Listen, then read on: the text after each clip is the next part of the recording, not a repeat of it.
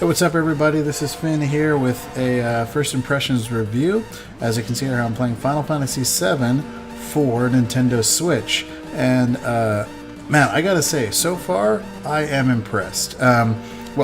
So to take it back a little bit, Final Fantasy VII is probably my favorite numbered Final Fantasy game.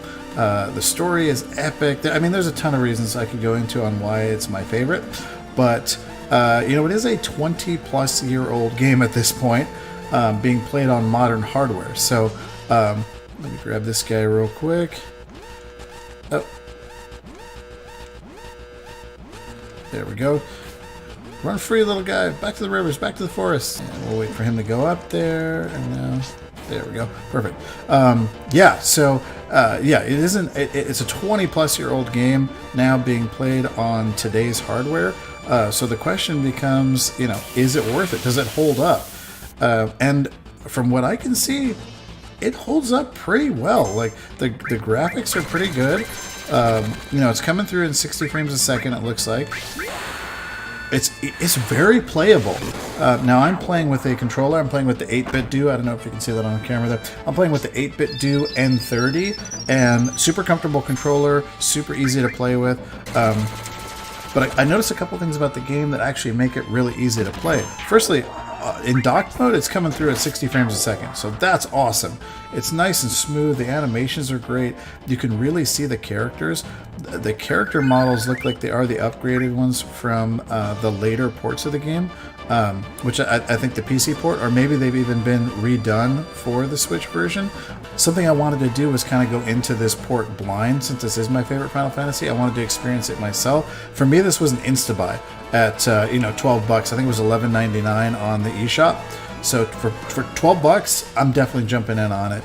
Now the question becomes, who is this port for, right? Somebody like me is, of course, going to buy it and at least spend a couple of hours with it. Although I might spend more hours with it than I first anticipated, because I am having a blast here. But yeah, so to take it back, the question is, who is this port for, right? Is it for new Switch owners? Is it for people that have played the game before?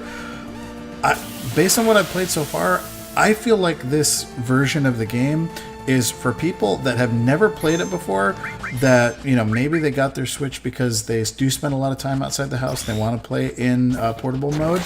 I feel like that's the perfect person for this port.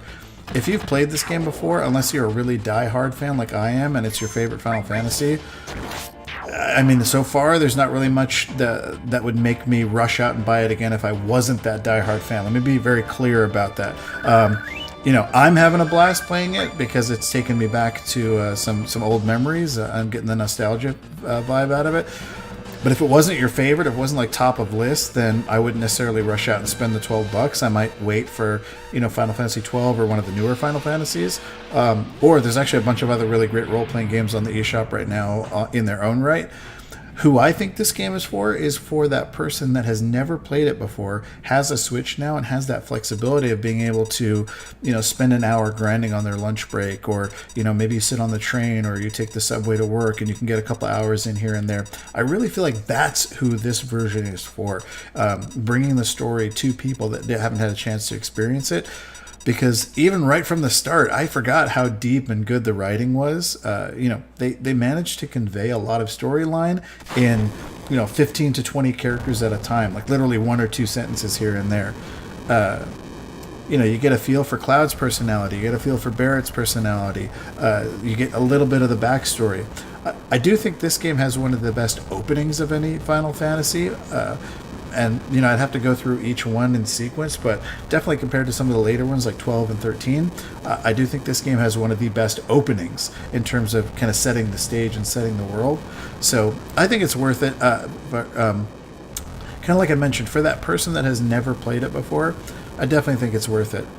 And I am just impressed that it's running so smooth. The load times are so fast. I mean, granted, it's a 20-year-old game, so, asking the Switch to have instant load times on a 20-year-old game, probably not too demanding, but still, it's just, I think because my last experience with this game was so long ago, that, experiencing it now kind of on newer hardware is really, really cool.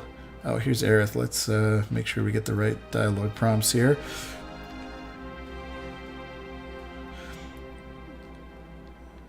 No spoilers, even though the game is older than probably most of the people watching this video. No spoilers there.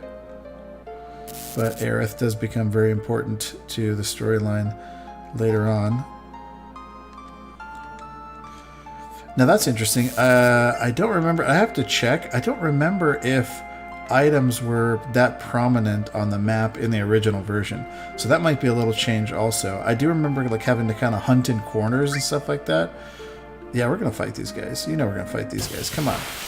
Get some limit break action going. So, first impressions of Final Fantasy VII for the Nintendo Switch. Haven't had a chance to play it in dock mode yet, so I want to check that out. But overall, my impressions are good. It feels good. It looks good. I definitely think it's worth the price of entry if you already have a Switch. It's not a Breath of the Wild. It's not. I would not recommend, hey, rush out and buy a Switch for this one game. But yeah, man, this is a really, really good port. I'm impressed. Really, really impressed. And the nostalgia is definitely kicking in for me here. And if you haven't played Final Fantasy VII, man, you gotta play it. If you're any kind of Final Fantasy fan, 7, I think, has one of the best Final Fantasy stories. There's just so much rich depth to it. So anyway, I'm going to wrap it up here. I'm probably going to actually play the game for a couple of hours here, so expect a full review of it, a full retro review of Final Fantasy VII on Switch a little bit later on, once I've had more time with the game. But yeah, for first impressions, definitely a thumbs up on this one. Give it a try if you've never played it before. Until that next video, this is Finn, signing off.